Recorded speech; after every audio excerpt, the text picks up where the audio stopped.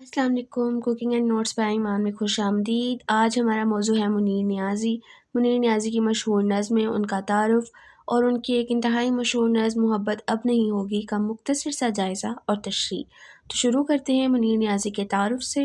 منیر نیازی کسی بھی تعارف کے محتاج نہیں ہیں۔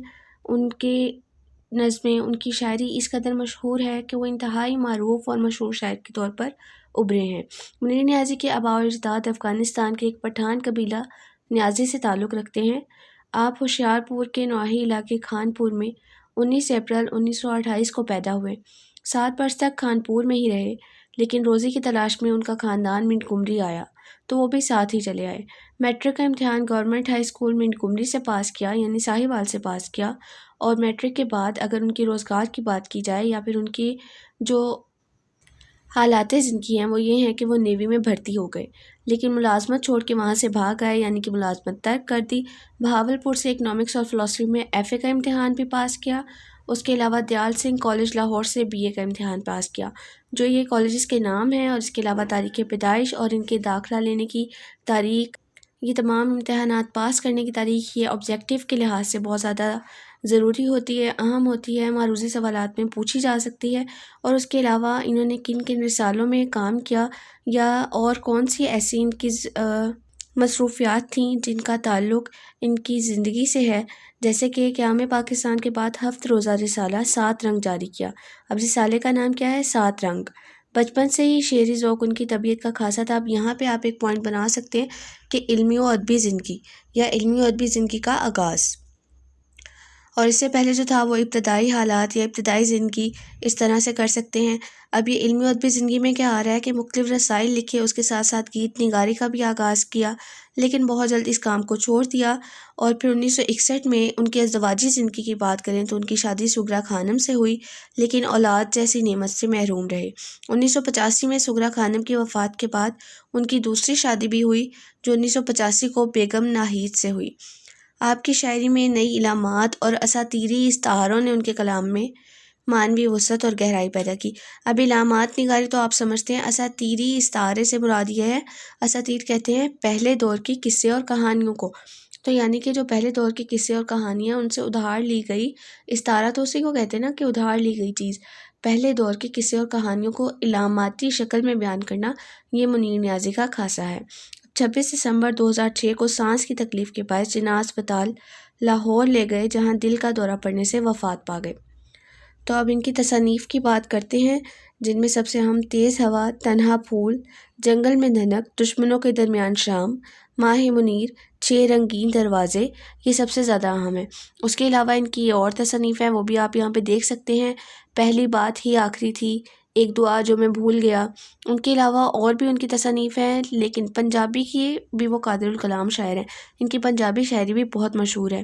اب ان کی آتے ہیں ہم نظم پہ، جو ہے محبت اب نہیں ہوگی۔ پہلے اس نظم کو ہم باقاعدہ طور پر پڑھتے ہیں۔ ستارے جو دمکتے ہیں کسی کی چشمے حیراں میں، ملاقاتیں جو ہوتی ہیں جمال ابر و باراں میں، یہ ناآباد وقتوں میں دل ناشاد میں ہوگی، محبت اب نہیں ہوگی، یہ کچھ دن بعد میں ہوگی، گزر جائیں گے جب یہ دن، یہ ان کی یاد میں ہوگی۔ آپ دیکھ سکتے ہیں کہ کس قدر آسان الفاظ میں اور چھوٹی بحر میں، تاکہ قارئین کو بھی آسانی سے سمجھ آ سکے، اور خاص طور پر شاعر کے اپنے جذبات کا اظہار آسانی سے ہو سکے۔ تو یہ منیر نیازی کی انفرادیت ہے، اسی وجہ سے وہ بہت سے شعراء میں ممتاز مقام رکھتے ہیں۔ اب سب سے اہم بات اس نظم کی کیا ہے کہ اس میں ماضی پرستی ہے۔ ماضی پرستی یعنی ماضی کی یاد میں ہمیشہ انسان ڈوبا رہتا ہے، کہ اگر اس کے ماضی میں کوئی ایسا واقعہ ہوا ہے جس سے اس کو دلی لگاؤ تھا یا اس کے جذبات و احساسات کے بہت قریب تھا، تو یہ انسان کی فطرت ہے کہ وہ اسی کے بارے میں سوچتا رہتا ہے، اور اس ماضی سے نکلنا انسان کے لیے بہت مشکل ہوتا ہے۔ اگر ہم اردو ادب کی بات کریں یا اور بھی دیگر علوم سے جو ادب سے جو واقفیت رکھتے ہیں ان کی اگر ہم بات کریں، تو ماضی پرستی کے واقعات یا پھر اس پر مبنی ناول شاعری بہت دیکھنے کو ملتی ہے۔ اور ماضی پرستی کو اگر ادبی زبان میں دیکھا جائے تو اس کو نوسٹیلجیا کہا جاتا ہے، انگلش میں نوسٹیلجیا، جبکہ اردو میں اس کو ماضی پرستی کہتے ہیں۔ اب اس نظم میں خاص طور پہ کیا بتایا جا رہا ہے کہ انسان ہمیشہ اپنے ماضی کو یاد کرتا رہتا ہے، اس کو یاد کر کے تڑپتا رہتا ہے، بچھڑے لوگوں کو یاد کرتا رہتا ہے، اور وہ یاد ہمیشہ انسان کے دل میں ایک کسک بن کے رہ جاتی ہے.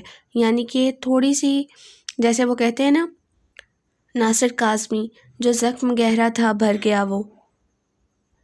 اسی طرح سے انسان کسی نہ کسی طرح اپنے ماضی سے وابستہ رہتا ہے.